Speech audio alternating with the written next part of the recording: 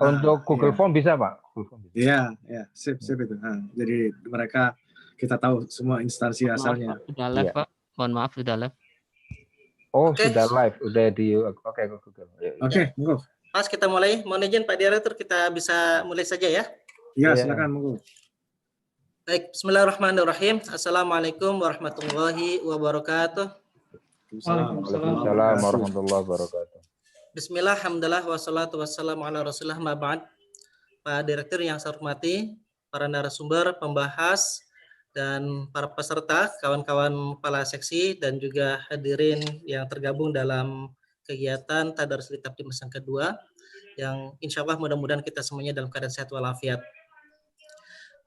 Para peserta Tadarus Kitab Dimas, selamat berpuasa dan tetap semangat. Semoga puasa kita diterima oleh Allah Subhanahu wa Ta'ala. Meski pada bulan Ramadan ini kita menjalankan puasa dalam keadaan serba darurat, dalam keadaan COVID-19 semacam ini, namun alhamdulillah itu tidak menghalangi kita untuk tetap melakukan proses-proses mencari ilmu pengetahuan, diantaranya adalah dengan cara mengikuti Tadarus Kitab Dimas ini. Pak Direktur, narasumber, pembahas, dan para peserta yang berbahagia, mohon izin ingin kami laporkan ke Pak Direktur bahwa Direktorat Pendidikan Tinggi Agama Islam mulai sudut penelitian dan pengabdian pada masyarakat ini mulai tanggal 23 April yang lalu telah dilakukan kegiatan rutin Tadarus Kitab Dimas. Kegiatan ini dimaksudkan untuk mendiseminasi dan juga untuk mensosialisasi hasil-hasil riset, publikasi ilmiah, dan pengabdian kepada masyarakat serta keilmuan yang ditemukan oleh para dosen PTKI dari seluruh tanah air. Melalui kegiatan ini Pak Direktur, kita mengharapkan agar masyarakat secara umum itu dapat mengambil manfaat dan juga menikmati hasil-hasil riset, publikasi, pengabdian, dan juga keilmuan itu. Dan tentunya ingin kita harapkan supaya ada kontinuitas dan juga ada inspirasi bagi kalangan dosen terutama di lingkungan PTKI untuk menjaga akan hasil-hasil risetnya dan baik.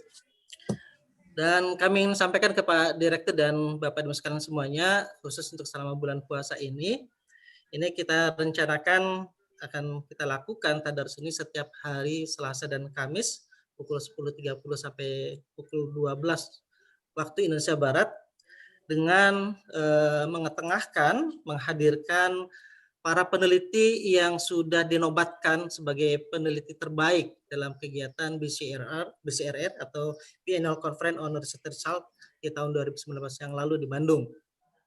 Dan alhamdulillah Pak Direktur, Tadarus Kitab Dimas ini kami lakukan dengan menggunakan aplikasi Zoom dengan ID yang sudah kami publish itu, dan alhamdulillah mulai saat ini kami bisa menampung untuk ID Zoom itu bisa mencapai 500 partisipan. Selain itu, kegiatan ini kami lakukan juga menggunakan YouTube, melalui YouTube Tendis Channel. Dan panitia akan memberikan penghargaan berupa sertifikat kepada para partisipan, kepada para peserta yang mengikuti kegiatan ini, dan kita harapkan bisa mengikuti hingga akhir. Dan insya Allah pada saatnya nanti kami akan informasikan link isian Google Form peserta Tadarus Kitab Dimas itu, dan sertifikat insya Allah akan langsung masuk ke email Bapak dan Ibu secara otomatis. Bapak dan Ibu sekalian, sebelum kita mulai kami ingin menyapa dulu ke Pak Direktur. Assalamualaikum Pak Direktur. Waalaikumsalam warahmatullahi wabarakatuh. Gimana keadaannya Pak Direktur, sehat ya Pak? Baik, sehat. Semoga semua juga audiens semua sehat-sehat semua. Alhamdulillah. Mohon izin Pak Dir, jadi untuk Tadarus Kitab Dimas kedua ini dari kami panitia mengambil tema membela sesama dalam perspektif teks agama dengan menghadirkan Bapak Aksin Wijaya dan Bapak Muzain Ahyar. Dan saya sapa dulu pada narasumber kita Bapak Aksin Wijaya. Assalamualaikum Pak Aksin. Waalaikumsalam Pak Wendy. Gimana kabarnya Pak Aksin, sehat ya Pak? Alhamdulillah sehat, Ponorogo sehat. Alhamdulillah. Bapak dan Ibu, ini beliau Pak Aksin Wijaya ini adalah nama lengkapnya Dr. Aksin Wijaya MAG. Beliau adalah Direktur Program Pascasarjana IAIN Ponorogo. Dan setahu saya beliau itu telah melahirkan puluhan judul buku yang telah dihasilkan dari goresan tangannya. Narasumber kita yang kedua adalah Bapak Muzain Ahyar. Assalamualaikum Pak Muzayyin. Waalaikumsalam Mbak Wendy. Gimana kabarnya Pak Muzayyin? Sehat ya? Alhamdulillah, Samarinda sehat. Alhamdulillah. Pak Muzayyin ini adalah lulusan dari Pondok Pesantren Gontor, kemudian beliau melanjutkan IAIN Surakarta dan UIN Sunan Kalijaga Yogyakarta. Saat ini beliau adalah sebagai dosen pada IAIN Samarinda. Dan Pak Direktur, Bapak dan sekalian, pada pertemuan kita kali ini juga kami menghadirkan pembahas dalam kegiatan ini, yakni Bapak Jajang Jahroni. Saya sapa dulu Pak Jajang. Assalamualaikum. Waalaikumsalam. Gimana kabarnya Pak Jajang? Baik Pak Wendy, baik. Alhamdulillah. Ya, Pak Jajang ini beliau adalah dosen dan juga Ketua LP2M UIN Syarif Hidayatullah Jakarta. Beliau S2-nya diselesaikan di Universitas Leiden dan S3-nya dari Boston University. Bapak dan sekalian, sebelum kita memasuki, kami mohon perkenan kepada Bapak Direktur, Profesor Dr. Arskal Salim, untuk memberikan pengantar singkat dan sekaligus berkenan untuk membuka acara ini secara resmi, Pak. Kami persilakan Pak Direktur. Baik, terima kasih Mas Wendy. Bismillahirrahmanirrahim. Assalamualaikum warahmatullahi wabarakatuh. Alhamdulillah, wassalatu wassalamu ala rasulillah, Sayyidina Muhammad ibn Abdullah, la haula wa la quwata illa billah, amma ba'du. Bapak Ibu sekalian, Sivitas Akademika, perguruan tinggi keagamaan Islam, baik negeri maupun swasta se-Indonesia yang berpartisipasi, join ke acara Tadarus Litab Dimas yang kedua ini, dan juga mungkin ada khalayak umum, mahasiswa, dan lain sebagainya. Terima kasih untuk sudah join acara Tadarus Litab Dimas ini. Pertama, saya ingin mengapresiasi Subdit Penelitian dan Pengabdian pada Masyarakat yang telah mengorganisir acara yang luar biasa menarik ini. Dan ini sebagai bagian dari responsibility kita untuk melakukan diseminasi, ya, tanggung jawab kita sudah mendapatkan grant dan untuk memberikan informasi kepada khalayak luas apa saja yang sudah diteliti oleh dosen di perguruan tinggi keagamaan Islam.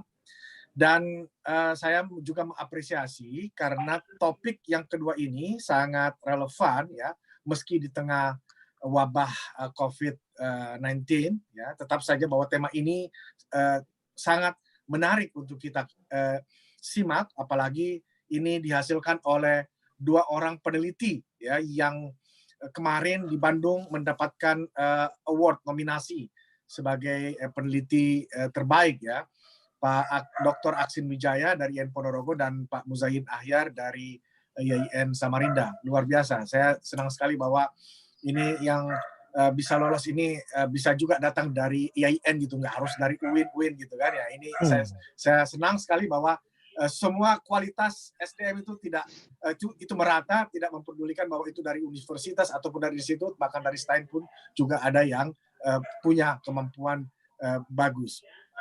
Kemudian saya senang juga ada Ketua LP2M UIN Jakarta, Pak Jajang Jahroni, kolega saya di UIN Jakarta, yang menjadi pembahas pada kesempatan ini dengan pengalaman riset beliau yang sudah cukup matang di wilayah gerakan-gerakan radikal Islam, maka ini nanti akan mendorong diskusi kita semakin lebih hangat.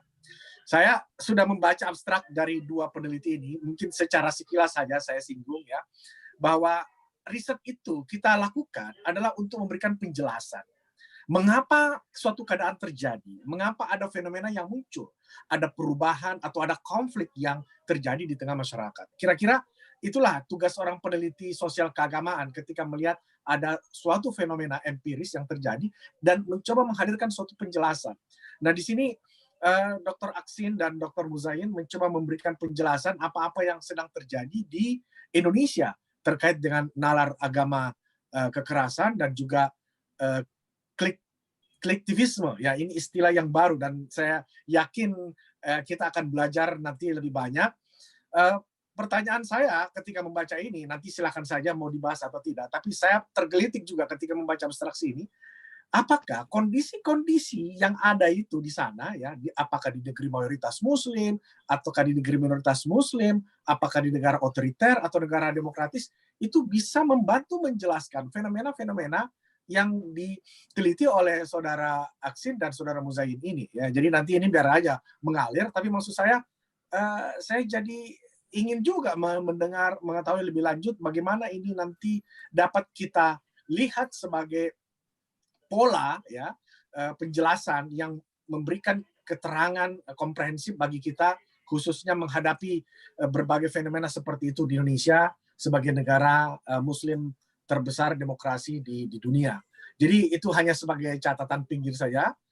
Silakan nanti dikembangkan saja dari berbagai aspek, tapi saya menghargai dan saya mengapresiasi setinggi-tingginya para pembicara dan para pembahas dan juga organizer yang terus komitmen, bahkan sekarang ini sudah bisa melebihi dari 100 orang ya, mudah-mudahan bisa tembus sampai 200 peserta.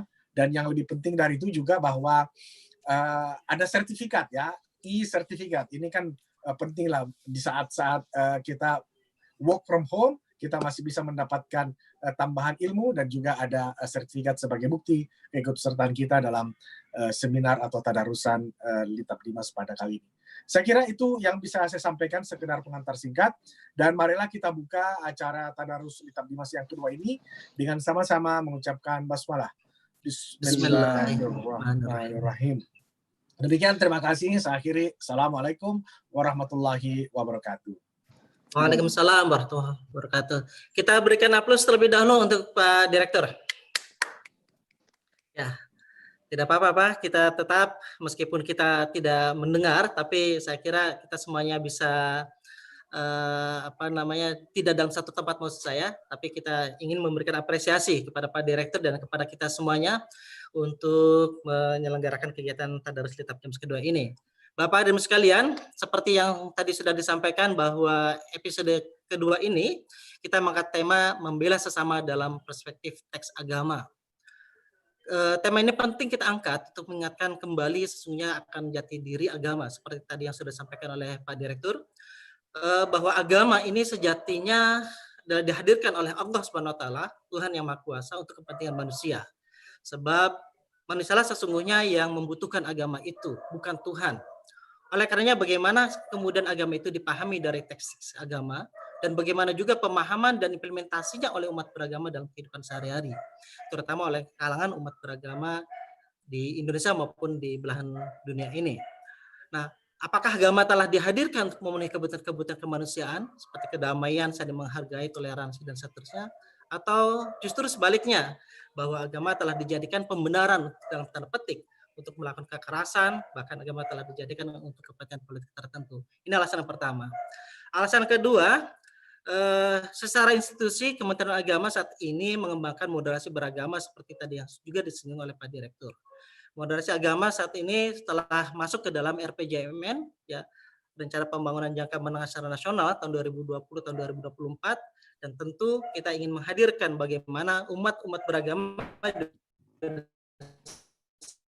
itu memiliki sikap pemahaman dan juga implementasi keagamaan yang moderat. Nah, oleh karenanya Bapak Ibu sekalian, kami mengundang beliau akan menjelaskan tentang hasil-hasil risetnya.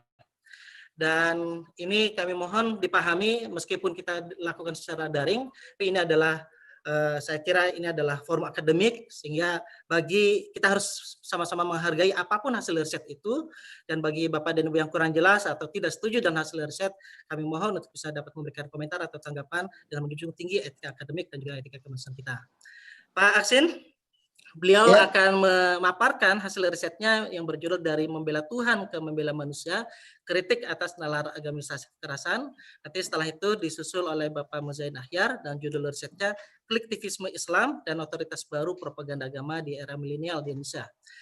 Kedua narasumber kami persilakan yang dimulai oleh Pak Aksin 10 sampai 15 menit untuk presentasi, dan kami persilakan kepada Pak Aksin terlebih dahulu. Monggo Pak Kiai Aksin Wijaya. Baik, terima kasih Pak Wendy. Assalamualaikum warahmatullahi wabarakatuh. Waalaikumsalam warahmatullahi wabarakatuh.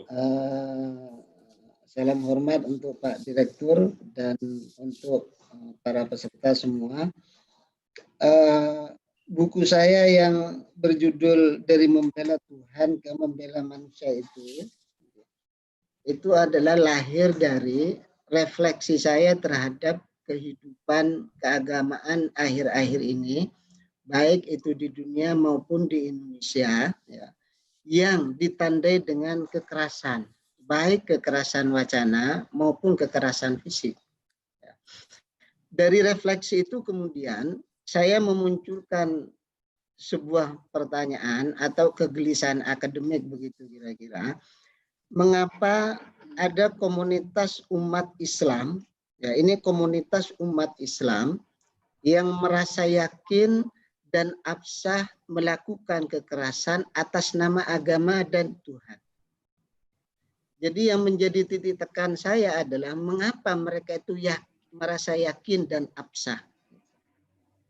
Dan kalau kita perhatikan, mereka yang melakukan kekerasan atas nama agama itu rata-rata adalah mereka yang mengusung gagasan negara berbasis agama dan gerakan yang berbau jihad fisabilillah. Nah, ini yang menjadi titik tekan saya. Karena itu maka saya tidak akan membahas tentang fenomena di lapangannya, ya. Itu nanti Pak Muzayyin dengan Prof. Jajang, ya.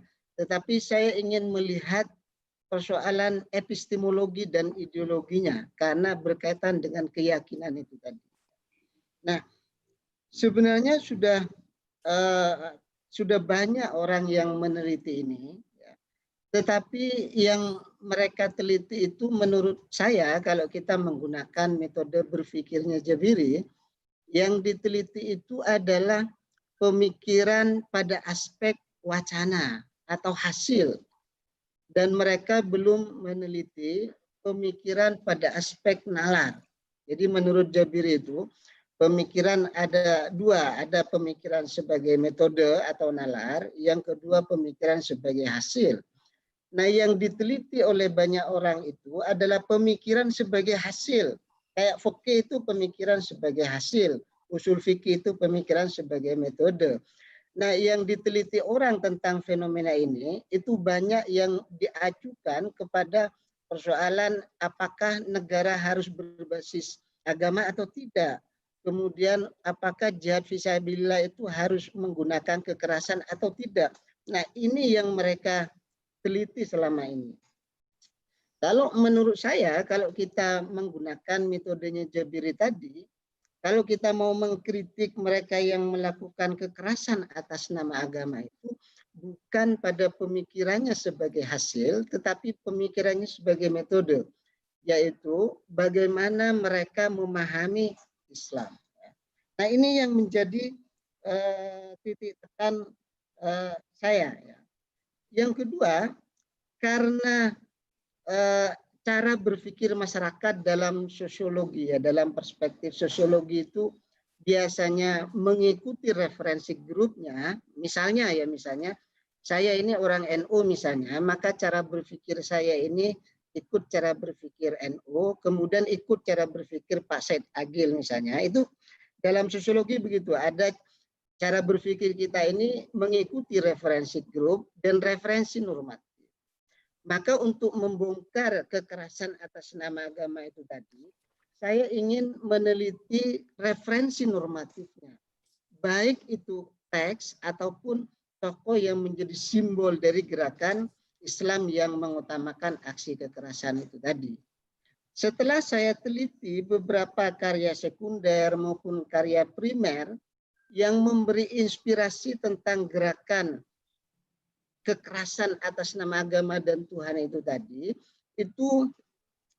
itu setidaknya mengacu kepada beberapa tokoh. Yang pertama adalah Abdullah bin Abdul Wahab, yang kedua adalah Abul A'la al-Maududi, yang ketiga Sayyid Qutb.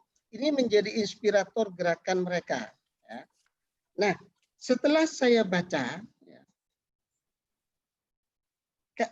karya-karya primer tiga inspirator ini, saya menemukan dua hal. Yang pertama adalah bahwa cara berpikir mereka itu punya hubungan epistemologis dan ideologis dengan Islam periode awal, terutama ketika terjadi perpecahan di zaman Ali bin Abi Thalib. Sejarah menceritakan pada kita bahwa pada zaman Ali, itu terjadi peristiwa tahkim antara kubu Muawiyah dan kubu Ali. Dan ketika Ali menerima tahkim itu, maka kubu Ali pecah menjadi dua. Kepada Khawarij, kemudian kelompok Ali dan kelompok Muawiyah. Kelompok Khawarij ini sebagai simbol gerakan ekstrim. Kelompok Ali, bukan kelompok Alinya yang saya pegang, tetapi pernyataan-pernyataan Ali itu bisa saya sebut sebagai kelompok pluralis ya.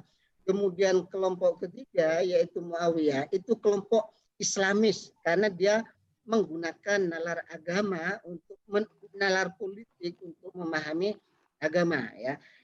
Nah, ketika tiga tokoh modern itu tadi itu seperti cermin retak dari gerakan-gerakan itu tadi. Abdullah bin Abdul Wahab itu menjadi cermin retak dari gerakan Khawarij Wahabi. Kemudian Sayyid Qutb dan Al-Maududi itu menjadi cermin retak dari Muawiyah karena cara berpikirnya sama. Kemudian kelompok-kelompok modern lainnya yang saya sebut ada Asmawi, ada Syahrur, ada Muhammad Haj Hamad, ini menjadi cermin retak dari kubu Ali. Karena ada kesamaan term cara berpikir yang mempertemukan antara pemikiran modern dengan yang klasik tadi. Yang kedua adalah yang saya temukan nalar Islam. Ini yang tadi saya bilang saya menggunakan metode berpikirnya Muhammad Abid Al-Jabiri ya. Kalau kita temakan ya dari pertemuan kelompok itu tadi, saya bisa menyebut kelompok Wahabi ini sebagai Khawarij Wahabi, kemudian kelompok Al-Maududi dan Sayyid Qutb ini sebagai kelompok Islamisme, kemudian Syahrur, Asmawi dan Haj Hamad itu sebagai kelompok pluralis. Kelompok Khawarij Wahabi dan Islamisme itu tadi itu hampir sama cara berpikirnya ya. Jadi karena ini waktunya singkat saya gabung saja. Yang pertama, kelompok Khawarij Wahabi dan Islamisme itu cara berpikirnya adalah cara berpikir dikotomis dialektis. Jadi dia melihat sesuatu secara hitam putih, ada dua begitu kira-kira. Dan dialektik, kalau kita lihat cara berpikir filsafat klasik, dialektika itu cara berpikir yang menjatuhkan orang. Ya. Kalau menurut bahasanya Abu Zahra, cara berpikir seperti ini bisa disebut begini, pendapat saya benar dan tidak mungkin salah, pendapat orang lain salah dan tidak ada kemungkinan benar. Jadi ini cara berpikir dua kelompok tadi. Ketika memahami Islam, mereka memahami Islam secara teologi sentris. Mengapa?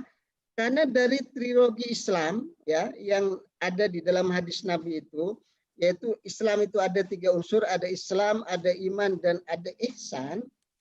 Dua kelompok ini menjadikan iman itu sebagai substansi dari Islam dan mengabaikan konsep Islam dan konsep ihsan. Iman itu pun masih dibagi lagi menjadi tiga, yaitu uluhiyah, kemudian rububiyah, asma dan sifat. Nah dari trilogi imannya ini, mereka mengedepankan aspek uluhiyahnya. Bagaimana manusia hanya menghamba kepada Tuhan, dan kemudian menomorduakan aspek rububiyahnya, dan mengabaikan asma dan sifat. Ya. Disinilah lahir apa yang disebut dengan wacana Islam itu tadi ya.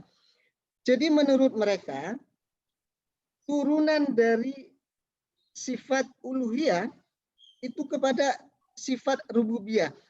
Rububiyah ini menurut mereka adalah representasi dari kekuasaan Tuhan.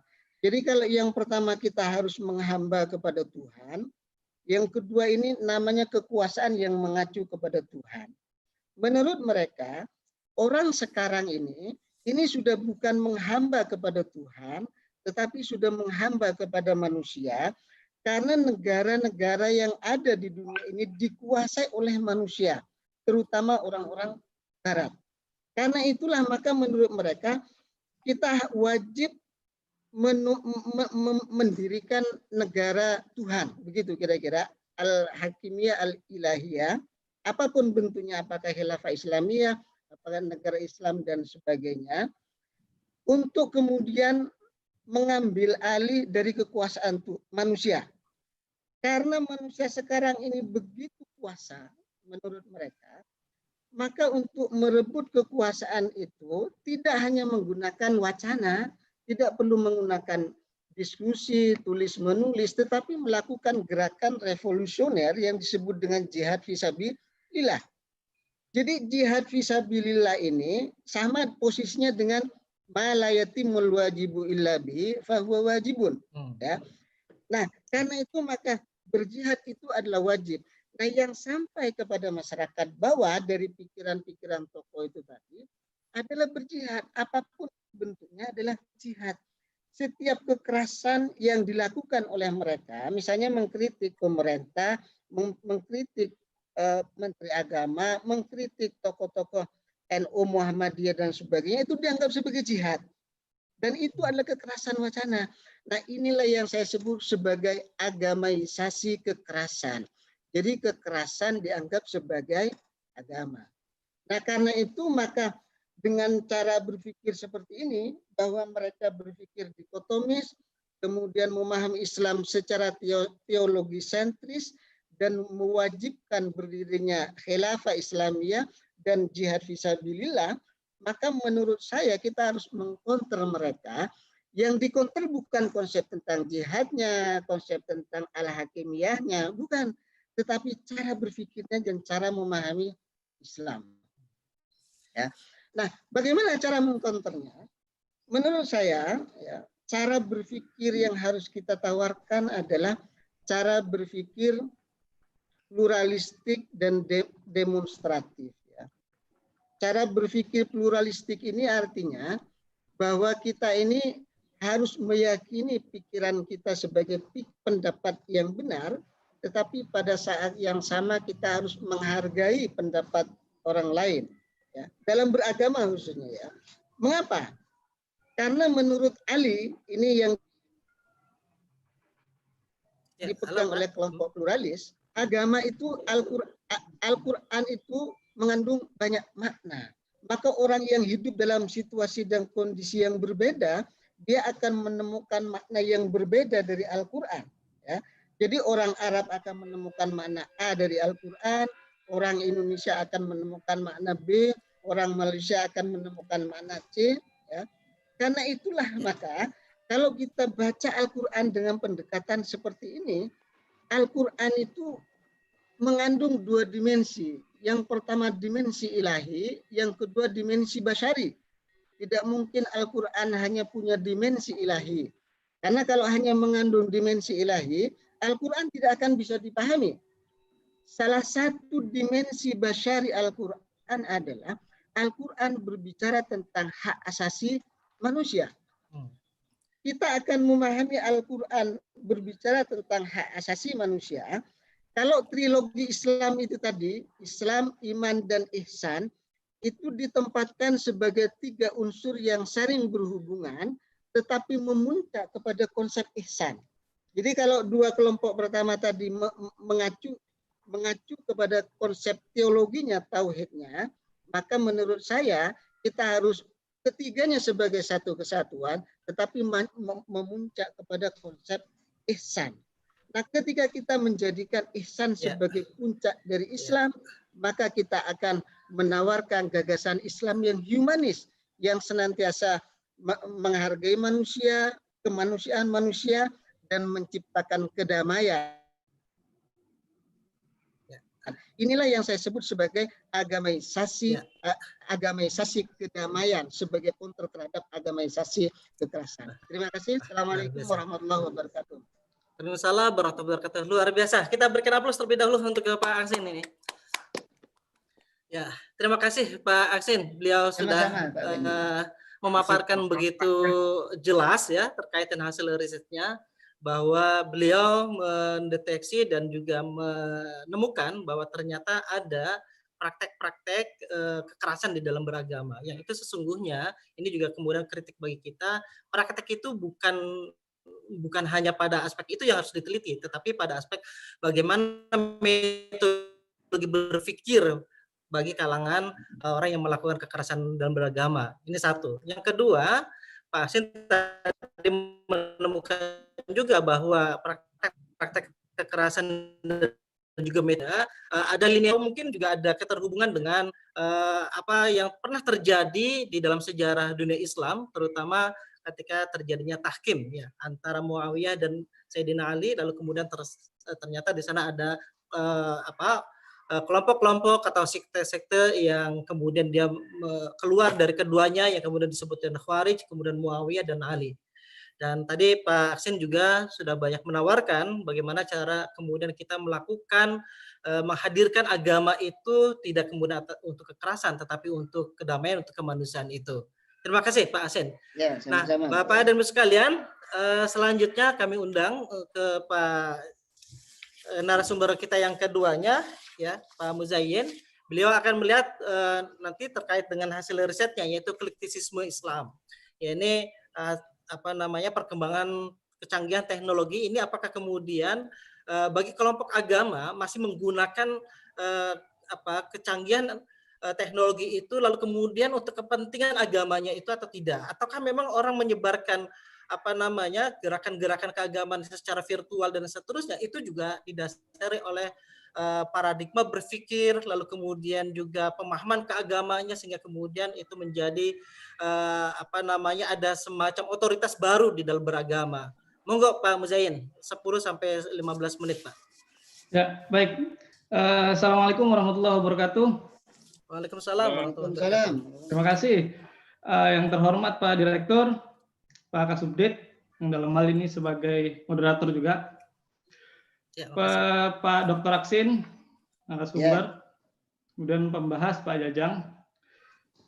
Ya, saya melanjutkan apa yang tadi sudah banyak disebut oleh Dr. Aksin ya, tentang Islamisme sebenarnya. Nah, betul memang apa yang dibicarakan oleh Pak Aksin tadi sebagai sebuah fenomena, satu fenomena keberagamaan di masyarakat Muslim dari zaman pasca kenabian hingga saat ini, bahwasannya ada satu kelompok yang memang ingin membawa nama-nama Tuhan ke dalam semua lini kehidupan. Nah, Islamisme salah satu pemikiran yang ingin menyampaikan bahwasanya Islam itu bukan hanya sekedar ritual ibadah, bukan hanya sekedar nilai, tetapi sebuah sistem yang menyeluruh, ya ekonomi, politik, sosial dan lain sebagainya semuanya. Nah, jadi kalangan-kalangan Islamisme ini yakin bahwasanya apa yang sudah tertulis di Quran itulah sebuah kebenaran dan itu harus diterapkan. Nah, namun sayangnya Islamisme ini yang menjadi fokus kajian saya. Islamisme itu sejak tahun 2000-an akhir itu trennya sudah agak cukup melandai. Jadi gerakan-gerakan Islamis di dunia itu sudah semakin tumbang dan berganti ke era post-Islamisme. Nah, post-Islamisme ini pertama kali dipopulerkan oleh Profesor Asep Bayat ya, dulu sebagai direktur ISIM di Leiden. Mungkin Pak Jajang lebih tahu di situ. Nah, geliat tren perubahan antara dari Islamisme ke post-Islamisme ini merubah seluruh metode gerakan yang digunakan oleh beberapa gerakan Islamis tadi. Contohnya di Indonesia, beberapa kalangan menilai post-Islamisme di bidang politik ada PKS, di Turki ada AKP itu ya, Adalet Kalkınma Partisi itu ya, di Turki.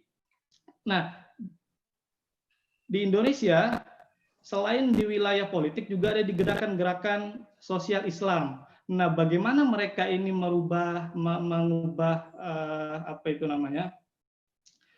nalar dari Islamis ke post-Islamis. Caranya dengan mereka sudah berupaya untuk semaksimal mungkin untuk beradaptasi dengan nilai-nilai politik modern seperti HAM, kemudian keadilan dan lain sebagainya yang itu digunakan oleh negara-negara modern. Nah, di sini mereka menggunakan kliktivisme sebagai sebuah metode gerakan untuk menyebarkan wacana. Apa sebenarnya kolektivisme? Kolektivisme itu dipopulerkan oleh Michael White, seorang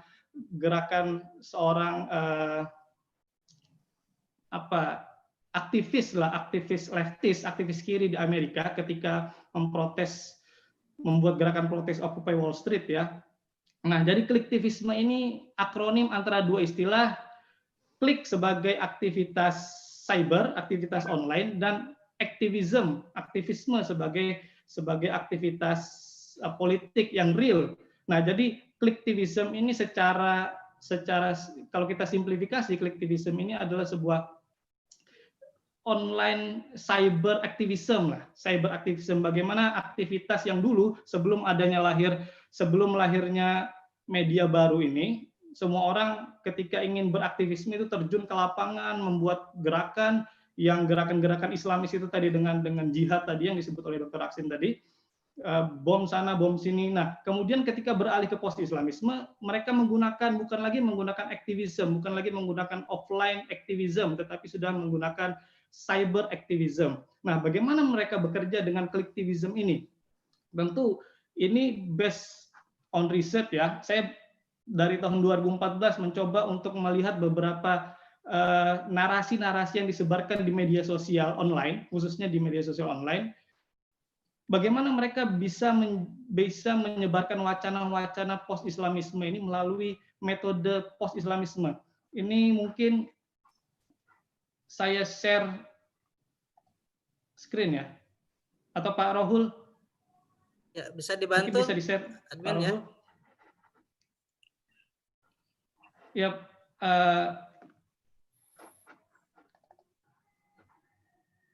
nah, coba di halaman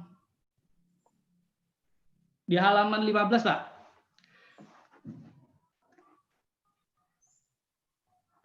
Di halaman 15. Nah, di situ saya observasi awal saya itu melakukan 4 aksi yang dilakukan oleh kelompok-kelompok Islamis di daerah Solo. Nah, yang pertama itu ada penolakan Iranian Corner di IAIN Surakarta tahun 2014 itu. Kemudian tahun 2015 penutupan gereja ilegal.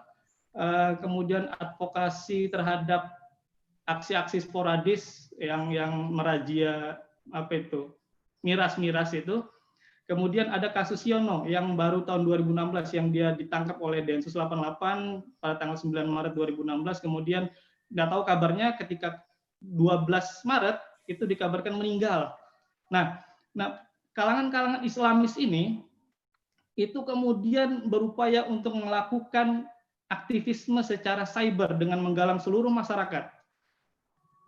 Nah, dukungannya itu dari beberapa kalangan. Nah, yang sukses itu ketika kasus terakhir, kasus Yono, karena melibatkan seluruh elemen masyarakat, bukan hanya gerakan-gerakan Islamis lokal di Surakarta, di Solo, tapi juga melibatkan seluruh beberapa organisasi mainstream lah.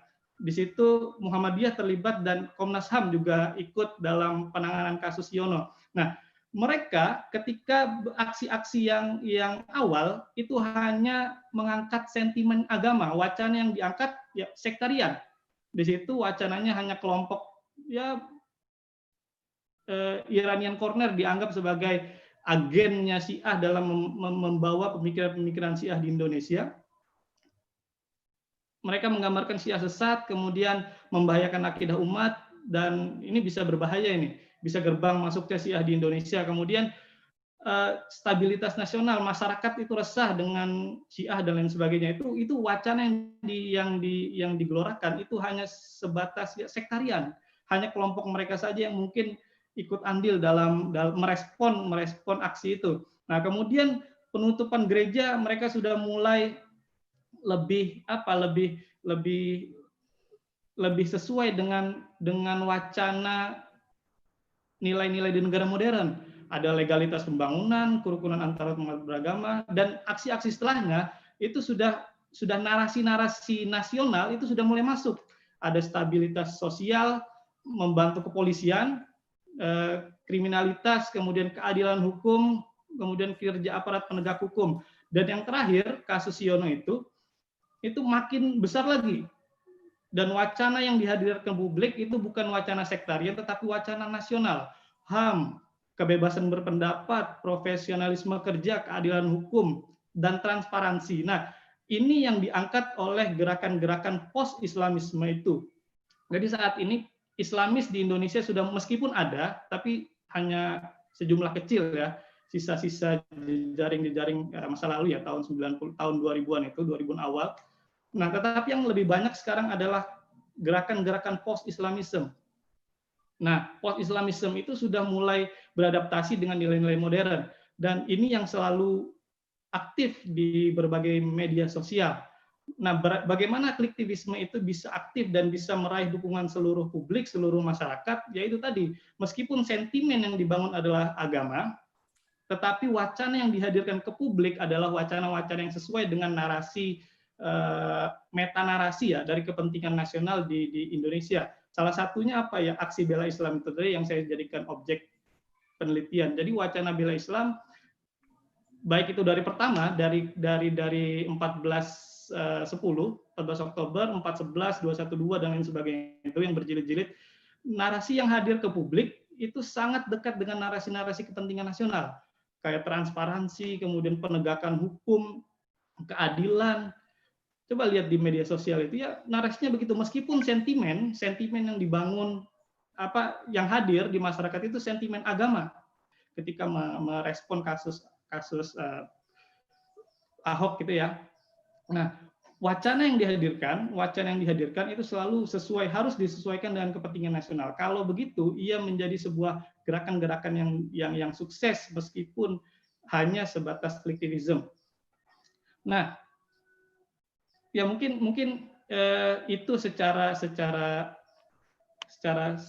simplistiknya bagaimana memahami kolektivisme di gerakan-gerakan post-Islamisme di Indonesia di akhir-akhir ini. Nah, kemudian saya ingin mengontekstualisasikan bagaimana kolektivisme Islam ini bekerja dalam sebuah media sosial dengan mengangkat kasus kita yang terbaru, Pak. Jadi kasus beberapa hari lalu kita dihebohkan dengan definisi antara mudik dan pulang kampung. Ya kan? Presiden seolah memberi demarkasi yang jelas antara mudik dan pulang kampung. Nah, ini menjadi gorengan yang bagus bagi kalangan post-Islamis. Coba Mas Rohul coba dibuka di slide nomor 19. Nah, saya mengambil ini, ada 8 emosi publik ketika COVID-19 ini. Saya ingin mengontekstualisasikan kolektivisme ini dengan situasi COVID saat ini ya. Jadi ada 8 emosi publik. Ada 8 emosi publik di sosial media itu. Ada joy, trust, fear, ada surprise, ada sadness, disgust, anger, dan anticipation. Dan ini dapat dibaca melalui beberapa perangkat untuk analisis sosial media. Saya dalam hal ini menggunakan Netlytic ya, sebagai meskipun tidak secanggih drone Umprit itu yang digunakan Ismail Fahmi, tapi ini cukup merepresentasikan lah. Nah, 8 jenis emosi publik ini itu kalau saya kerucutkan lagi, next slide selanjutnya, itu ada pada emosi publik yang paling besar itu ada di trust.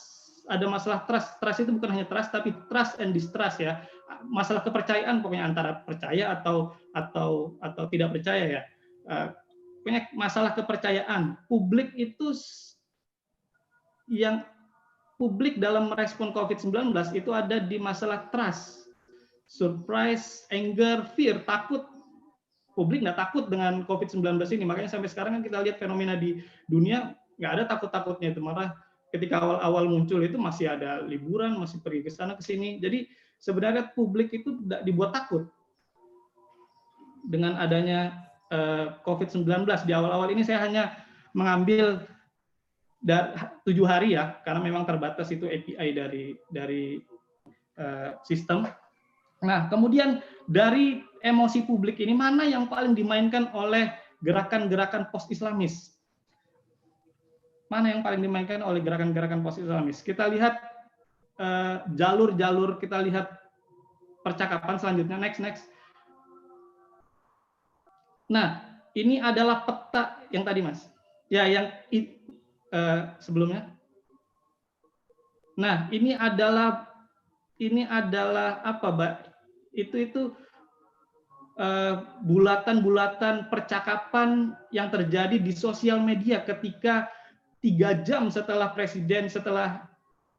tayangan presiden itu diputar di Mata Najwa ya. Nah, di situ ada 5 klaster besar yang merespon ini. Di antaranya adalah kelompok-kelompok pro pemerintah, kita anggap kanan lah, orang-orang kanan dan orang-orang post-Islamisme itu sendiri. Nah, ini kalau kita kerucutkan lagi, ini percakapan ini ada ribuan bahkan jutaan yang masuk ke dalam, yang bisa dianalisis secara sosial media, melalui sosial media analisis. Nah, selanjutnya next. Nah, ini padat sekali. Itu yang besar kelihatan ya. Semakin besar dotnya itu, semakin besar titiknya itu, maka semakin sibuk dia akun tersebut untuk entah itu reply, entah itu mention atau dan lain sebagainya. Nah, di situ Jokowi, dotnya Jokowi paling besar, yang banyak yang paling sibuk untuk dijaring orang. Kemudian next saja dulu. Nah di sini ini contoh bagaimana gerakan-gerakan post-Islamis itu memainkan wacana. Coba lihat ada yang saya beri tanda panah itu merah, itu ada akun Ustadz Tengku Zul. Nah, Ustadz Tengku Zul ini sebagai sebagai orang yang statusnya banyak dikutip, banyak dijadikan bahan kritikan. Itu ada di lingkarannya Ustadz Zul, itu ada penikmat kopi, sasta dan lain sebagainya, itu banyak. Yang saya lingkari hanya 2 di sini. Nah, 2 orang ini itu sebagai buzzer istilahnya. Nah, di belakang buzzer itu ada top influencer. Jadi 2 orang yang saya lingkarin ini coba bisa dicek di sosial media, itu paling followersnya hanya sekian orang, 10 sampai 15 orang. Dan dia memfollow paling ya 5 atau 7 orang.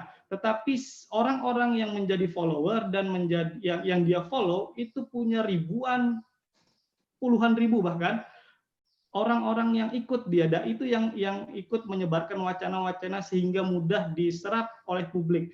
Nah, mangsa pasar dari kolektivisme Islam ini adalah sebenarnya kolektivisme ini mangsa pasarnya generasi-generasi Y, generasi Z yang hidupnya ya lebih banyak di sosial media daripada di dunia nyata. Mungkin itu ilustrasi gerakan-gerakan kolektivisme. Nah, di sini Pak, ini ada top 30 ya, ada top orang-orang 30 akun yang bermain di wacana mudik dan pulang kampung itu menjadi sebuah wacana, inilah wacana kritik terhadap pemerintah. Sebagian ada kalangan kanan dan sebagian ada kalangan kiri. Ya, mungkin kita bisa teruskan nanti. Ya mungkin sekian Pak. Lanjut di diskusi aja Pak. Baik. Ya, baik. Terima kasih Pak Muzain. Kita berikan aplaus terlebih dahulu untuk narasumber kita yang kedua. Ya, luar biasa ini. Jadi Pak Muzain telah melakukan riset bagaimana kemudian pemahaman keagamaan tadi yang sudah ditemukan oleh Pak Aksin, lalu kemudian dalam pemanfaatan teknologi ya, yaitu yang kolektivisme itu. Banyak kolektivisme itu memanfaatkan ruang-ruang teknologi dan juga demokrasi. Kita bebas bicara, kita bebas menyatakan, lalu kemudian juga memanfaatkan kecanggihan teknologi saat ini, lalu kemudian untuk menyebarkan paham-paham keagamaan yang tadi. Nah, Bapak dan Ibu sekalian, saya belum mengundang dulu kepada para partisipannya karena kita masih menunggu 1 orang, yaitu dari pembahas Pak Jayang Jahroni. Dan kami sampaikan selamat bergabung kepada Bapak dan Ibu yang baru masuk ke dalam Zoom ataupun ke YouTube Adventist Channel ini, alhamdulillah saat ini di Zoom sudah hadir 336 partisipan dan juga di YouTube sudah ada 59 orang penonton yang ini menunjukkan antusias kita semua terhadap hasil-hasil riset kita. Dan seperti tadi sudah saya sampaikan, ini adalah hasil riset. Jadi kalau toh setuju atau tidak setuju, monggo saja, tetapi harus diberikan nalar-nalar ataupun argumentasi-argumentasi yang memadai. Oleh karenanya kami mengundang Pak Jajang Jawaroni untuk memberikan bahasan, komentar terhadap hasil riset tadi, Pak. Dipersilakan Pak Jajang, 10-15 menit. Assalamualaikum warahmatullahi wabarakatuh. Waalaikumsalam. Waalaikumsalam. Pak moderator dan teman-teman semuanya. Tadi kita sudah mendengarkan paparan dua narasumber, Pak Aksin Wijaya dan Pak Muzayin Ahyar. Pak Aksin bicara tentang apa itu? Kalau saya baca penelitiannya dari membela Tuhan ke membela manusia. Begitu Pak Aksin ya? Iya, ya. Dan kemudian yang kedua itu Pak Muzayin Ahyar bicara tentang kliktivisme. Yang akan saya bicarakan adalah saya ingin memberi sejumlah bingkai lah kepada dua diskusi yang tadi disampaikan oleh narasumber supaya diskusi kita pagi ini menjadi semacam bulat gitu ya, karena ada dua isu yang ini gimana kita menghubungkannya gitu. Saya berupaya untuk memberi beberapa konstruk ya terhadap diskusi yang tadi, sehingga kita bisa mendiskusikan tema kita ini secara lebih baik. Pertama Pak Asin menarik akar gerakan Islamisme dalam Islam ke zaman awal-awal Islam. Ada pada masa Ali bin Abi Thalib, itu ada peristiwa politik yang kemudian memecah kelompok Islam ke dalam beberapa faksi. Kemudian menjelaskan di situ bagaimana dalam sejarah ideologi Islam atau pemikiran yang tentang tentang kekuasaan, tentang politik dan seterusnya itu menginspirasi sejumlah tokoh sampai ke kita sekarang ini, sampai ke abad modern. Sementara Pak Muzayin bicara tentang satu sisi dari aktivitas warganet ya, yang memanfaatkan kemajuan teknologi, di mana mereka menjual ideologinya dan mereka mendompleng kereta demokrasi, ada kebebasan di situ, tapi pada dasarnya apa yang mereka sampaikan itu adalah isu-isu yang dapat katakanlah memecah belah Islam yang tidak kurang toleran kepada kelompok lain, gitu, seperti itu. Nah, jadi teman-teman semuanya, bahwa kaum Muslim ini menghadapi satu persoalan yang sangat pelik pada masa modern. Masa modern itu ditandai dengan gampangnya sih dimulai sejak abad ke-19 ya, abad 19. Kemudian abad 20, kemudian sampai sekarang abad 21 berlanjut. Apa itu persoalan itu? Persoalan itu adalah seputar masalah bagaimana hubungan antara agama dan kekuasaan, agama dan negara, ya kan? Ini persoalan yang sangat pelik, teman-teman semua. Persoalan yang sangat pelik sekali yang menyita pemikiran kaum Muslim di berbagai negara, ya kan? Ini gimana nih persoalan? Jadi ketika orang Islam sudah mengenal itu banyak yang terdidik segala macam, ada muncul lagi persoalan-persoalan nama itu. Persoalan klasik yang nggak pernah selesai menurut saya. Dari zaman Sayyidina Ali, kemudian ada Ahmad bin Hambal, kemudian ada Ibnu Taimiyah, kemudian ada Muhammad bin Abdul Wahab, kemudian terus pada abad ke-20 banyak sekali pemikir-pemikir Muslim yang kira-kira mencari solusi ini. Karena tidak pernah ada solusi yang memuaskan yang bisa diterima oleh semua pihak. Gitu kan? Tadi Pak Asin menjelaskan bagaimana ideologi Al-Hakimiyah, bagaimana ideologi kekerasan berkembang, dan Pak Asin melacak pada metodologi pemikirannya, gitu kan? Bukan pada produknya, tapi metodologi pemikirannya.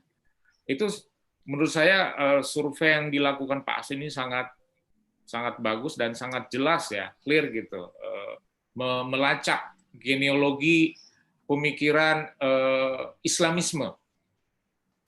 Kita sudah banyak tahu itu dan bagaimana implikasinya kepada gerakan Islam di seluruh dunia, ya kan? Akan tetapi ada pertanyaan yang patut kita jawab, bahwa gerakan Islam dalam, katakanlah, justru muncul kalau di Indonesia itu baru beberapa belakangan ini gitu, ketika ada reformasi, ada demokrasi, kemudian gerakan Islam muncul terus, gitu kan, menyuarakan pesan-pesan yang kurang lebih sama sebenarnya dengan pada tahun 45, 50 dan seterusnya, akan tetapi kemasannya aja yang berbeda. Tadi Pak Muzayin menjelaskan tentang post-Islamisme. Nanti kita bahas post-Islamisme dalam hubungannya dengan dunia internet dan segala macam.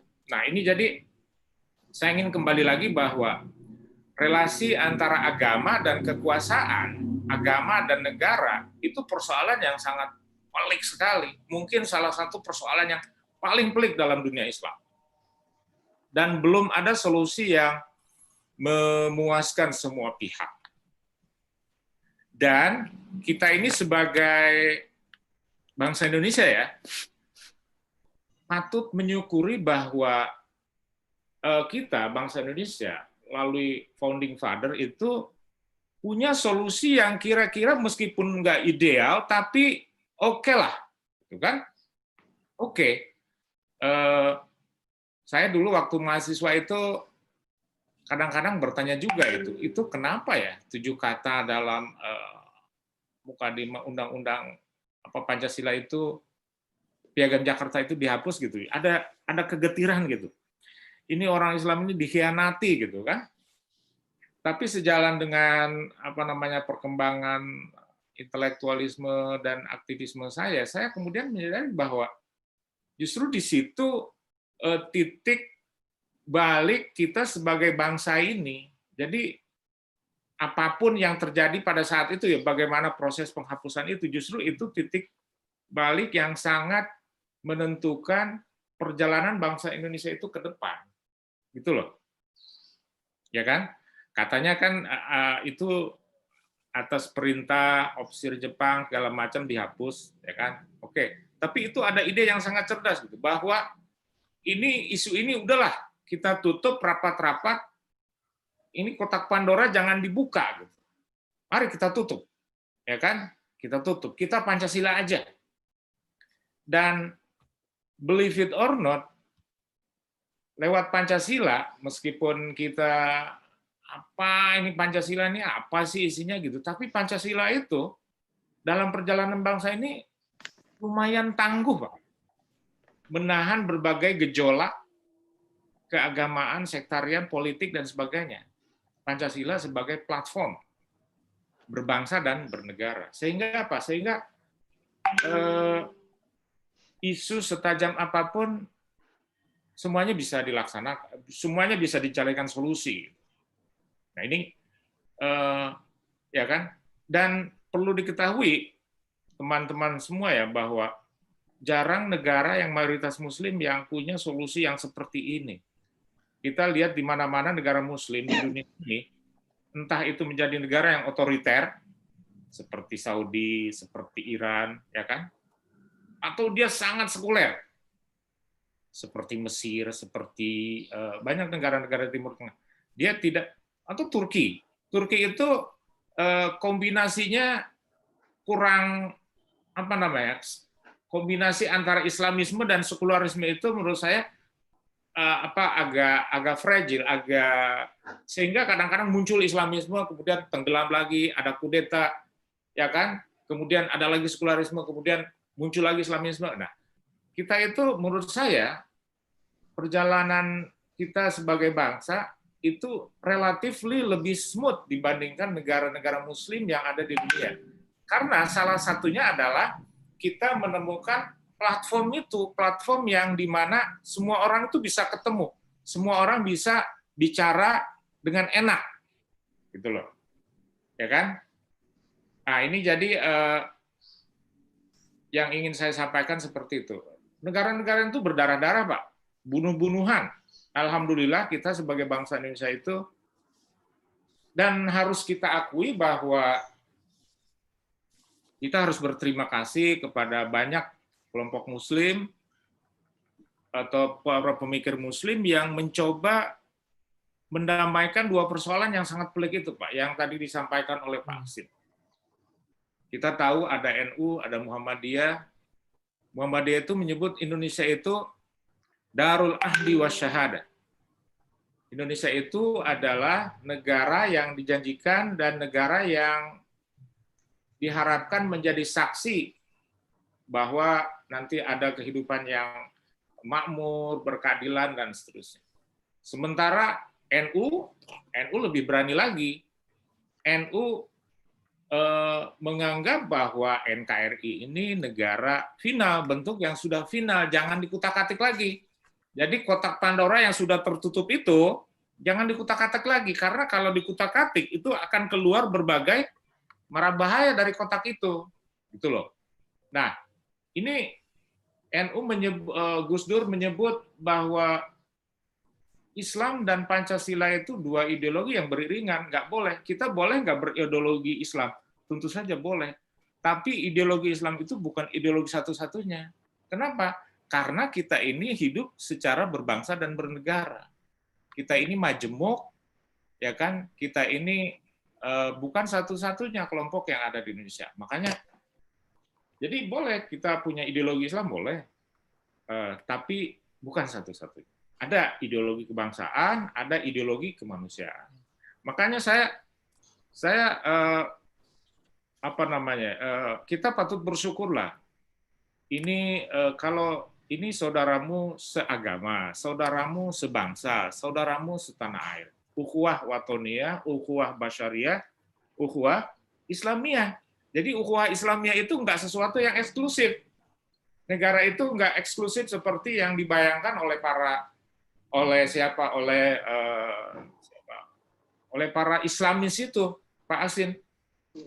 Ya kan? Oleh siapa yang dari Pakistan itu siapa tadi? Pakistan. Al-Maududi. Ya kan? Dan kelompok lain pun itu tidak mau menjadi subordinasi, ya kan? Nggak mau itu. Kelompok non-Muslim, Kristen segala nggak mau. Yang namanya negara, yang dalam negara itu ya setiap warga negara harus equal, harus setara, ya kan? Karena itu kemudian Al-Maududi itu kan saya kira kalau kita baca ya, ujung-ujungnya dia menganut sistem mayoritarianisme. Jadi oke, kita demokrasi, tapi orang Islam ini mayoritas loh, harus dapat hak-hak istimewa. Nah, dalam demokrasi yang sesungguhnya itu nggak ada, dan nggak ada kelompok agama yang lain yang mau menjadi subordinasi, ya kan? Makanya itu tadi kita harus berpikir secara kritis ya, bahwa di balik penghapusan 7 kata dalam Piagam Jakarta itu ada sebuah tujuan yang sangat mulia, dan tujuan itu dan kesempatan itu dicuri dengan cepat gitu loh. Jadi kalau kesempatan memang harus dicuri, kalau dibiarin itu diambil orang gitu. Nah, kita hanya bisa menebak-nebak orang yang dibalik itu tuh siapa gitu ya, di balik penghapusan itu. Tapi menurut saya tujuannya cerdas. Oke, yang kedua, saya ingin menyampaikan ini adalah jadi yang disampaikan Pak Muzain itu bagian daripada bentuk Islamisme yang disampaikan oleh Pak Aksin. Post-Islamisme. Post-Islamisme itu artinya orang tidak lagi keluar-keluar tentang ideologi Islam, Islam harus menjadi ideologi dalam bingkai negara dan seterusnya, tapi Islamisme dibawa ke masyarakat menjadi soft ideologi yang sangat lunak, yang sangat fleksibel, tapi pada intinya adalah sama. Dan jagat Twitter kita itu sebenarnya sudah sejak lama ya, itu dikuasai dalam tanda kutip oleh kelompok-kelompok Tengku Zul, kelompok-kelompok Felix Sial, kelompok-kelompok dan banyak lagi. Dan para pendukung mereka itu bisa jadi ada bankir, ada pengusaha kafe gitu kan, kelas menengah perkotaan yang terdidik, yang melek politik, yang pinter men-tweet, yang pinter menggunakan internet segala macam. Ya kan, isu apapun akan digoreng. Tadi ada isu mudik sama pulang kampung, tapi ada isu lagi yang paling baru, Pak Muzain. Ada, ini kan sekarang bulan puasa, bagi-bagi makanan. Nasi anjing. Rupanya itu ada nasi, ada stempel nasi anjing gitu kan. Dan sekarang, wah, anjing itu merupakan penghinaan luar biasa bagi kaum muslim kan. Padahal kita sudah sejak lama makan nasi kucing. Nah, gitu loh. Nah, tapi maksud saya adalah betapa kelompok-kelompok Tengku Zul dan teman-teman itu memainkan, menggoreng-goreng isu apapun yang ada di jagat dunia maya itu. Dan mereka itu hanya bisa diimbangi ya oleh siapa? Itu oleh anak-anak muda Gus Durian itu. Gus Durian lumayan menguasai meskipun harus bertarung secara ketat dengan kelompok-kelompok para buzzer itu, ya kan, para buzzer. Jadi menarik sekali itu tadi yang disampaikan oleh Muzain bahwa satu menit lagi Pak Wendy ya, bahwa Islamisme itu mendompleng kekuatan dan kemajuan demokrasi, kebebasan, tapi untuk tujuan-tujuan yang sangat hanya menguntungkan kelompok mereka sendiri. Nah, ini mudah-mudahan bandingan dari saya ini bisa memperkaya diskusi kita ke depan. Demikian, Assalamualaikum warahmatullahi wabarakatuh. Waalaikumsalam warahmatullahi wabarakatuh. Kita berikan aplaus untuk pembahas kita, Pak Jajang. Luar biasa. Terima kasih Pak Jajang atas analisis terhadap paparan yang sudah disampaikan oleh kedua narasumber kita. Bapak dan sekalian, bagi yang baru bergabung, selamat datang dan selamat bergabung di Tadarus Literasi Dimas yang kedua ini. Dan kita kali ini membahas tentang membela sesama dalam perspektif teks agama. Dan alhamdulillah sudah hadir di Zoom ini 353. Semakin bertambah, dan juga untuk di YouTube di channel juga sudah nambah 52 orang. Dan Bapak Ibu sekalian, tadi kedua narasumber sudah menjelaskan tentang hasil temuannya dan juga sudah dibahas oleh Pak Jajang bahwa ternyata persoalan membela sesama dalam perspektif teks keagamaan itu kelihatannya menjadi tantangan bagi kita yang sangat luar biasa. Yang tadi Pak Aksin menemukan bahwa pada aspek metodologi berpikir ini juga ada sesuatu yang harus kemudian kita sama-sama benahi. Demikian juga pada aspek penggunaan pemanfaatan media-media sosial yang tadi sudah disampaikan oleh Pak Muzain, itu juga ada kelompok orang yang kemudian mengembangkan paham-paham keagamannya, kemudian kelihatannya kecenderungannya itu adalah belum menempatkan agama untuk membela sesama, tetapi pada membela yang kelompok yang sempit dan juga menjadi persoalan bagi kebangsaan. Dan juga tadi Pak Jajang memberikan catatan bagi kita bahwa ini sesungguhnya ada persoalan yang sangat serius di antara kita yang mempertanyakan kembali tentang relasi agama dan negara, dan ini adalah sumber pokok dari persoalan-persoalan itu. Dan juga bagaimana kemudian tantangan bagi kita ke depan ini juga harus diberikan respon oleh kita, oleh kalangan PTKI untuk bisa meyakinkan kita dan juga masyarakat di sekitar kita bahwa beragama ya memang harus untuk untuk manusia, bahwa agama itu dihadirkan untuk kemaslahatan kemanusiaan, termasuk juga dalam konteks kebangsaan. Agama dilahirkan untuk bisa, dan seperti yang sudah dijanjikan oleh kami sebelumnya, semua partisipan kali ini baik melalui Zoom maupun melalui YouTube, kami akan berikan sertifikat. Ya, kami akan berikan sertifikat langsung, dan mohon tidak menuliskan di grup chat itu ataupun di YouTube, tetapi mengisi form Google Form. Silakan Pak Rohul, admin, untuk men-share lewat bisa di share screen.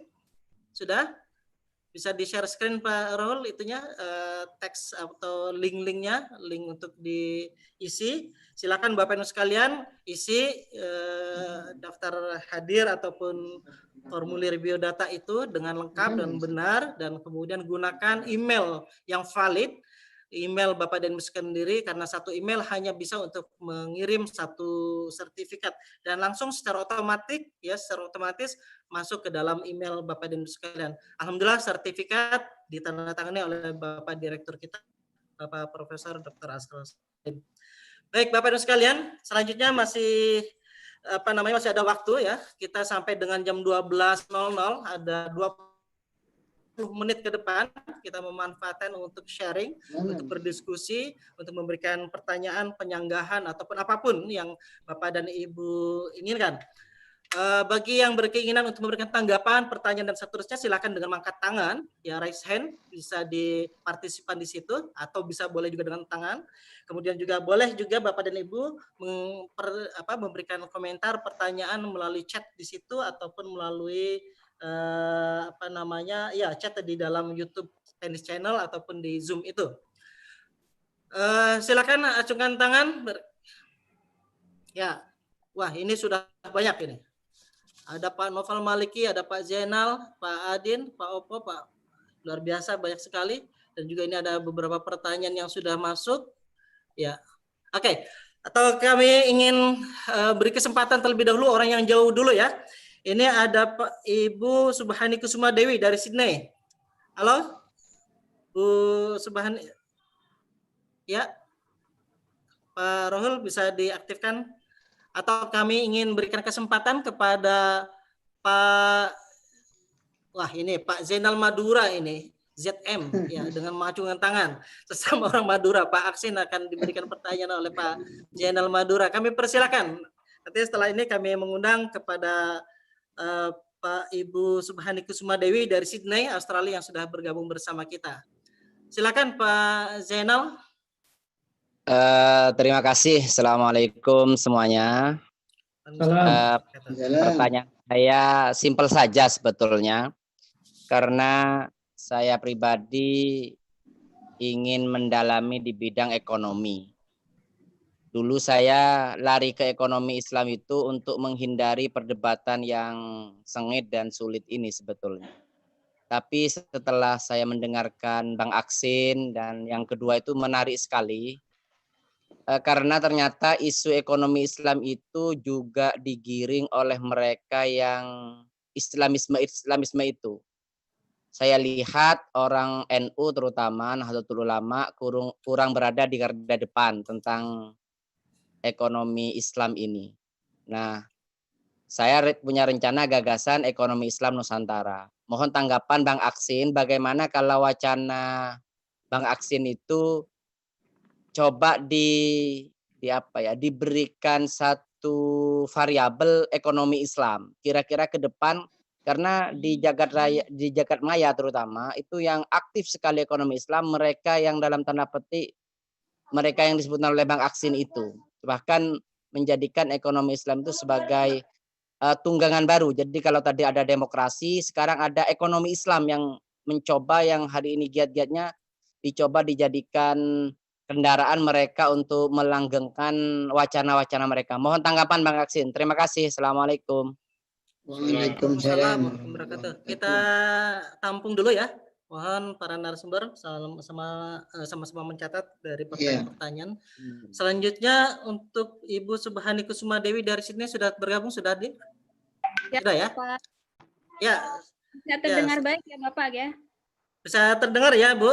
Ya, bisa jelas sekali. Alhamdulillah. Baik. Ya, makasih. Silakan, Bu. Ya, terima kasih banyak. Saya sebentar saja pemaparan dari narasumber senior-senior kami. Saya langsung saja belum melihat dari pemaparan kedua narasumber tentang beragamnya varian-varian yang ada di dalam Islamis yang disebut sebagai Islamisme itu sendiri. Sebagai ilustrasi, kita bisa melihat misalnya gerakan 212, 411, dan berjilid-jilid itu, kita bisa melihat bahwa aktor-aktor di dalamnya itu kan tidak tunggal. Misalnya tadi disebutkan ada Tengku Zul. Beliau misalnya kalau kita mengamini beliau adalah Sekjen MUI, tapi misalnya peran FPI juga sangat besar dalam peristiwa tersebut gitu ya. Belum lagi peran-peran misalnya tadi sudah disebutkan oleh Pak Jajang, entrepreneur-entrepreneur yang berada di gerakan ya kita sebut sebagai populer Islam atau apalagi sebutannya secara akademis misalnya Islamic finance itu ya, syariatisasi ekonomi itu. Nah, saya belum melihat hal ini di kedua pembicara tadi. Bagaimana pandangan keduanya, kedua Bapak narasumber ini tentang variasi dari gerakan-gerakan ini? Seperti misalnya saya merujuk satu referensi literatur keberislaman, saya lupa riset yang dilakukan oleh Pasca Sarjana UIN Yogyakarta tentang literatur Islamis generasi milenial. Itu juga menyebutkan ada gerakan-gerakan jihadis yang variannya sangat beragam. Ada Tarbawi, ada apalagi Tarbawi, kemudian lebih ke politis, tahriri gitu ya, yang saya ingin menekankan pada contoh-contoh kelompok yang juga sangat populer.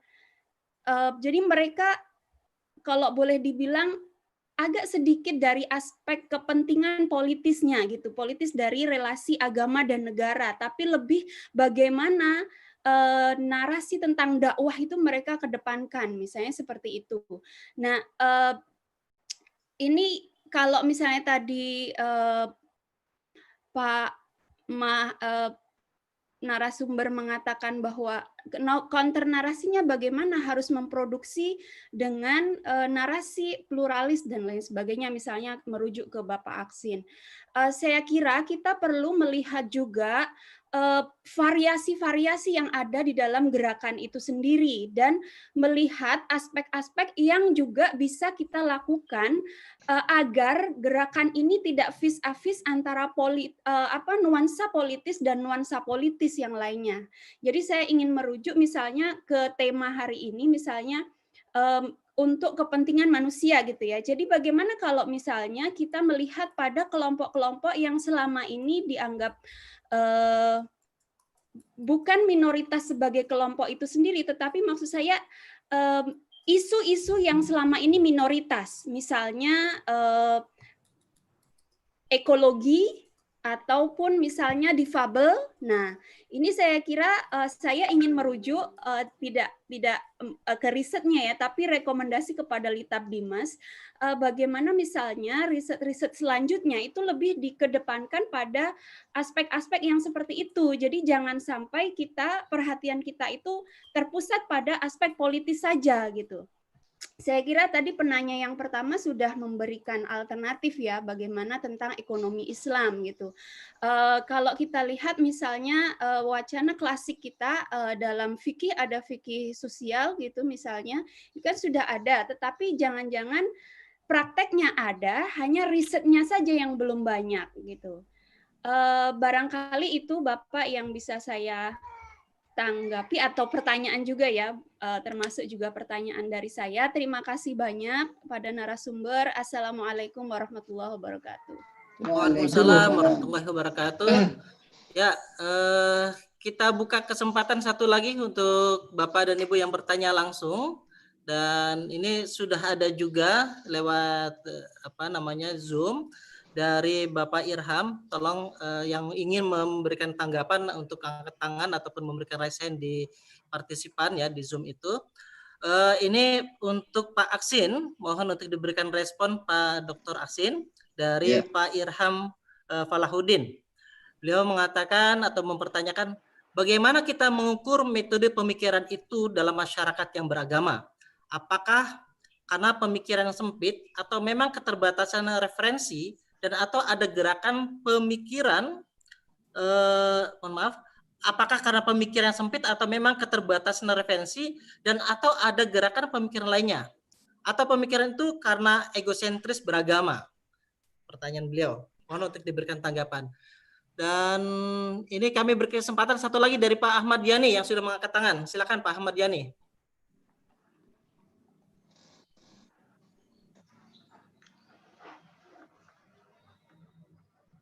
Dari Cirebon.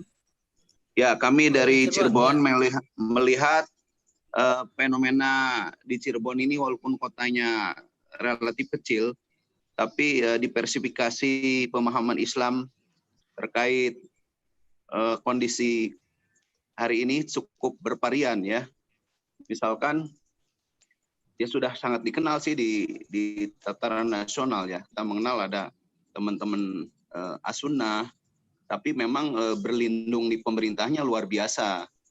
Dalam arti contoh termasuk hari ini ketika pemerintah mengadakan kebijakan sholat taraweh di rumah, ya mereka paling terdepan dalam konteks tertentu ya.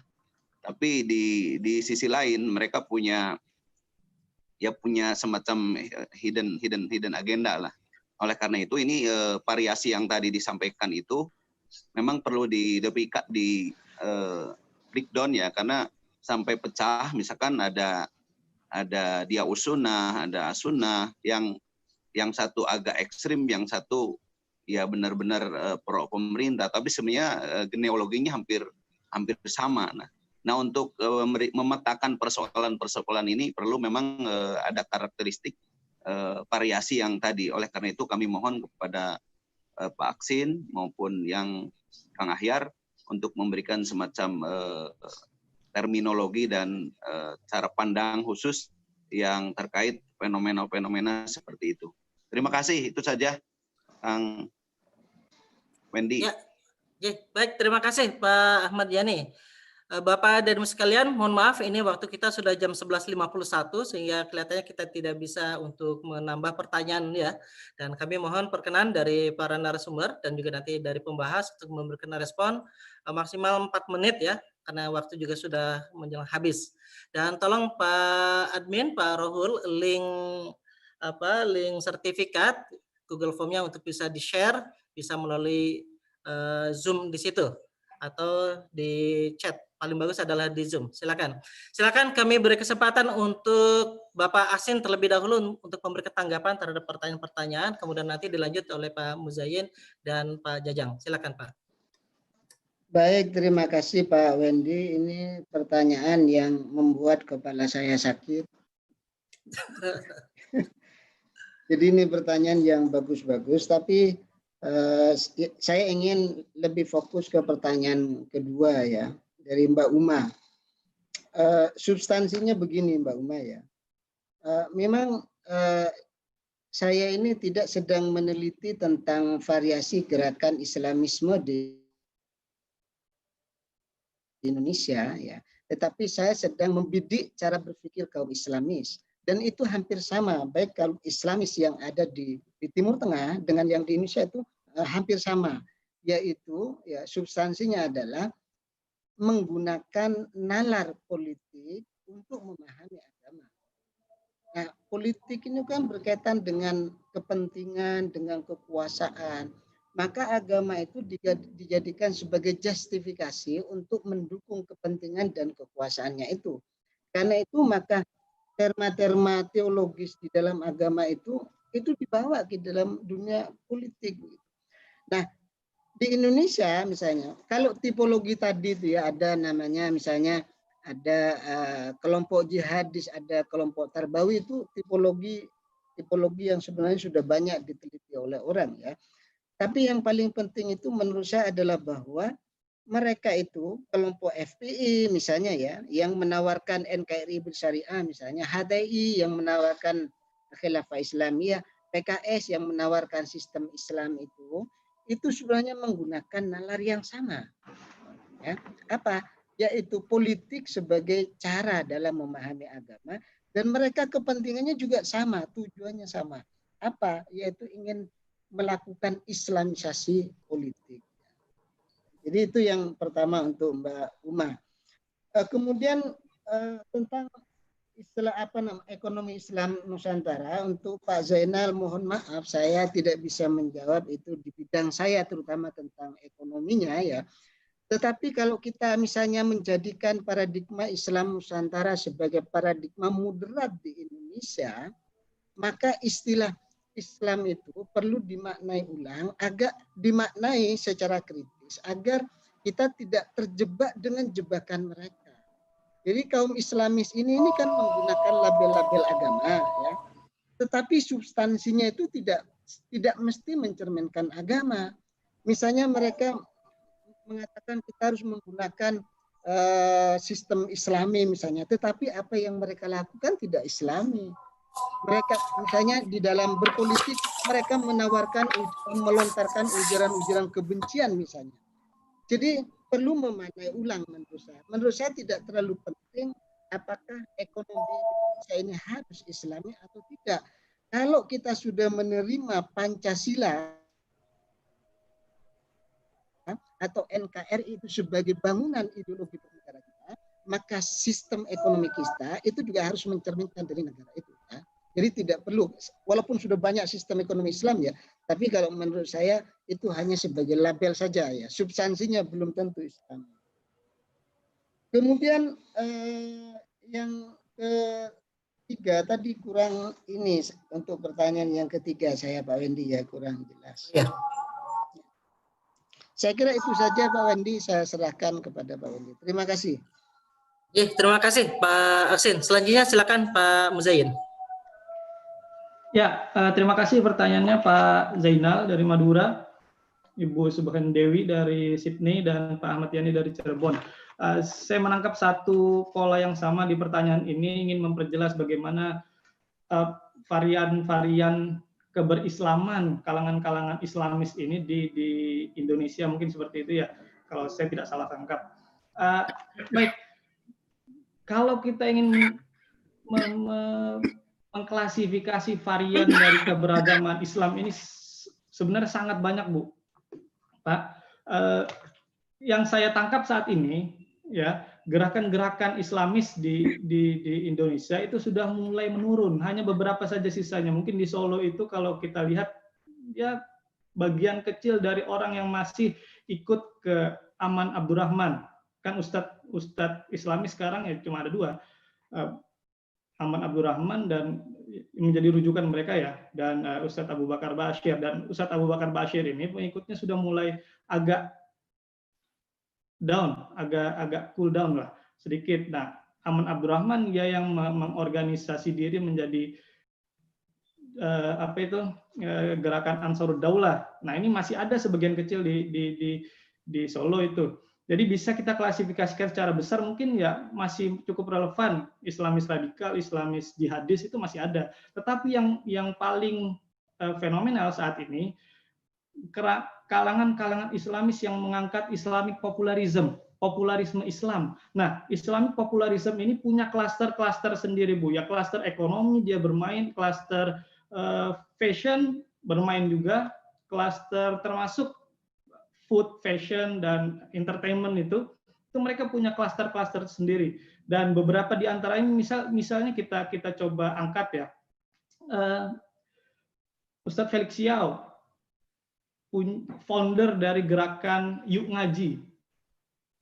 Nah, gerakan Yuk Ngaji itu salah satu gerakan post-Islamisme yang mengangkat Islamic popularism, bagaimana kita mengaji meskipun kita itu tidak punya label santri, tidak punya sejarah untuk masuk dunia pondok pesantren, tapi bisa kita terima Islam itu secara simplistis. Itu ada di gerakan Yuk Ngaji. Kemudian pesantren itu mereka plesetkan dengan pesan, kemudian tren. Bukan pesantren, tapi pesan tren, pakai D belakangnya itu pesantren. Itu menjadi sebuah indikator juga bagaimana variasi gerakan-gerakan Islamis di Indonesia ini yang sangat dekat dengan budaya-budaya kaum milenial, kaum generasi X, Y, Z itu tadi, generasi Y, generasi Z khususnya ya. Mereka secara instan lah bagaimana memahami Islam secara instan, nggak perlu baca kitab kuning, nggak perlu tahu nahwu shorof, yang penting mereka barang jadi daripada Islam itu apa. Kemudian ada lagi variasi keberislaman di kalangan milenial, Ustadz Hanan Attaqi, SIF, Gerakan Pemuda Hijrah itu masuk bagian. Yuk Ngaji yang punya 48 regional di Indonesia itu bagian dari, belum kita lihat lagi yang gerakan-gerakan lokal, pasti mereka punya sendiri yang berafiliasi ke kelompok-kelompok ini. Kelompok-kelompok gerakan-gerakan milenial ini, gerakan-gerakannya Islam milenial lah. Kemudian barusan beberapa bulan lalu itu terbentuk juga Barisan Bangun Negeri. Mungkin Bapak Ibu sudah pernah dengar ya, Barisan Bangun Negeri ya. Nah, Barisan Bangun Negeri ini semuanya diorganisasi oleh dan diinisiasi oleh beberapa aktor yang juga menjadi aktor gerakan di Gerakan Bela Islam. Ada beberapa orang termasuk di dalamnya Ustadz Felix Siau, Ustadz Abdul Somad, dan beberapa Ustadz lain. Ada 8 itu kalau tidak salah Barisan Bangun Negeri. Memang ini berarti menandakan bahwasannya kalangan-kalangan Islami sekarang itu mencoba untuk menegosiasikan antara nilai-nilai keislaman dengan nilai-nilai demokrasi, dengan nilai-nilai kemodernan. Nah, ya mungkin itulah antara sekarang variasi yang mungkin sekarang semakin terlihat ya, perbedaan jelas antara kelompok-kelompok yang Islam mainstream, ya mainstream masih dipegang oleh NU dan Muhammadiyah, dan kelompok-kelompok yang berafiliasi kepada aksi bela Islam, meskipun aksi bela Islam sekarang sudah ini ya sudah agak terpecah-pecah sesuai dengan ini ya. Tapi nalar, narasi dan wacana gerakan-gerakan aksi bela Islam yang memanfaatkan populisme Islam itu masih digunakan, dan itu terproliferasi ke dalam beberapa gerakan ya, beberapa gerakan yang saya sebutkan tadi. Ada Yuk Ngaji, ada Barisan Bangun Negeri, ada SIF dan lain sebagainya. Nah, mungkin itu jawaban saya, Pak Wendy. Oke. Ya, terima kasih Pak Muzayen atas tanggapannya, dan juga Pak Aksin. Kami beri kesempatan dari pembahas Pak Jajang Jahroni ya, 2-3 menit aja Pak. Silakan. Terima kasih Pak Wendy. Jangan lupa ya, sekarang ini zaman kemasan, packaging itu sangat penting. Bungkus. Jadi kalau Anda menawarkan Islam lewat medsos, tapi packagingnya jelek, ya nggak laku gitu. Nah, ini adalah kepiawaian kelompok-kelompok Islamis dalam membingkai, membungkus pesan-pesan mereka. Apapun bisa digoreng dan laku. Gitu. Saya ingat ya, Felix Siau itu punya buku namanya "Udah Putusin Aja", ya kan? Itu kan kampanye jangan pacaran, tapi cara dia mengemas itu pas dibuat kalangan anak-anak muda. Jadi rame-rame pada hari itu memutuskan pacarnya, dan kalau memang mereka siap ya langsung udah nikah aja. Nah, ini cara Felix Siau, cara-cara kelompok Islamis untuk mengemas, membungkus. Nah, ini saya lihat kelompok-kelompok Islam moderat NU dan Muhammadiyah itu kurang piawai dalam membungkus pesan-pesannya. Nah, sekarang kita bulan puasa ya, itu di medsos itu banyak sekali ngaji-ngaji online, puluhan bahkan mungkin ratusan ya. Tapi coba lihat, ada nggak metode tertentu yang ada strategi khusus nggak? Nah, itu ada saya lihat 1-2 kiai yang mengaji itu hanya didengarkan 2-3 orang aja. Sementara yang lain yang banyak followernya mungkin Gus Ulil ya. Kemarin saya lihat Kang Said itu ngaji online, itu yang viewernya itu hampir 300, itu lumayan gitu.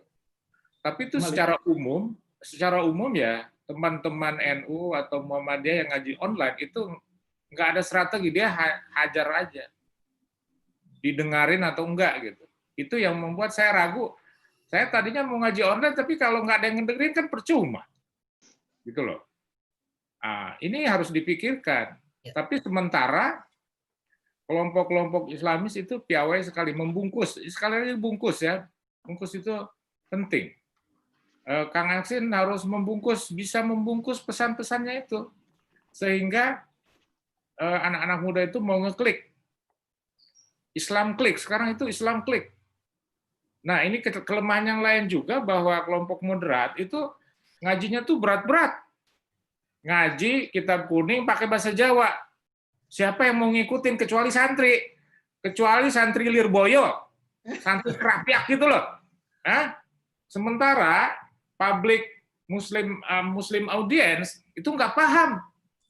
Kang Said membaca kitabnya dalam bahasa Jawa nggak paham. Yang mereka butuhkan itu adalah misalnya nih ya, isu-isu yang sangat praktis yang langsung berkaitan dengan kehidupan mereka. Bagaimana caranya menyusui di bulan Ramadan gitu loh, ya kan? Dan itu nggak banyak dilakukan oleh kalangan Islam moderat. Berat-berat, Islam moderat itu ngajinya berat-berat. Itu kayak Husain Muhammad itu ngajinya ngaji Rumi. Siapa yang mau ngaji Rumi gitu kan? Kecuali mungkin santri-santri senior juga. Sementara Muslim audience yang umumnya tuh tetap digarap oleh kelompok-kelompok semacam Felix Xiao itu. Kan sayang gitu. Kita harus turun ke. Nah, saya ngelihat ada upaya serius dari kelompok anak muda NU ya, Gus Durian itu lebih open dengan isu-isu seperti itu, turun ke bawah terus gitu kan. Itu strategi itu harusnya diikuti oleh kelompok yang lain gitu. Sehingga ruang publik itu, jadi ini kan pertarungan antara kelompok Islamis dan kelompok yang Islam pluralis itu nggak pernah selesai. Ya kan? Selama ruang publik itu kosong dan bisa dikuasai dengan mudah oleh kelompok Islamis, mereka akan bekerja di sana. Dan medsos itu adalah salah satu tempat di mana mereka bisa eksis. Nah ini Pak Wendy sebagai Kasubdit juga harus mikirin ini supaya penelitian itu banyak turun ke sana. Begitu dari saya. Terima kasih. Assalamualaikum warahmatullahi wabarakatuh. Waalaikumsalam warahmatullahi wabarakatuh. Terima kasih Pak Jajang. Kita berikan aplaus untuk ke semuanya, 2 narasumber dan 1 pembahas luar biasa yang sudah disampaikan baik oleh narasumber maupun pembahas dan kawan-kawan sekalian para partisipan. Dan alhamdulillah ini sampai dengan saat ini masih ada 320 orang yang masih stay di Zoom dan 52 orang di YouTube. Dan kami ini memberikan apresiasi kepada Bapak Ibu sekalian. Mohon izin, apakah Pak Direktur masih stay nggak, Pak Rohul? Oh ya, baik. Berarti sudah live ya, baik. Bapak Ibu sekalian, dari pembahasan kita hari ini telah mendapatkan banyak kesimpulan bahwa saat ini dunia perguruan tinggi keagamaan Islam khususnya melalui riset yang sudah ditemukan oleh Pak Aksin dan Pak Muzzain tadi, ini ada satu tantangan yang satu luar biasa, yakni tantangan bagaimana kemudian menghadirkan agama itu untuk kemanusiaan, bahwa agama itu tidak kemudian dikotori dalam tanda petik untuk persoalan-persoalan yang kompeten yang lebih pragmatis, apalagi lalu kemudian diciderai dengan praktek-praktek kekerasan. Dan ini tadi secara faktual melalui media sosial misalnya oleh Pak Muzahid sudah menemukan hal itu.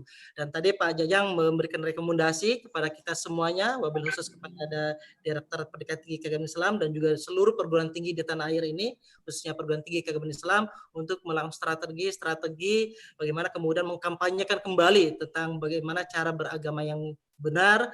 Dan ini khususnya di Kementerian Agama kita mengembangkan gerakan moderasi beragama. Dan ini juga ada pertanyaan dan usulan ya dari salah satu partisipan kami.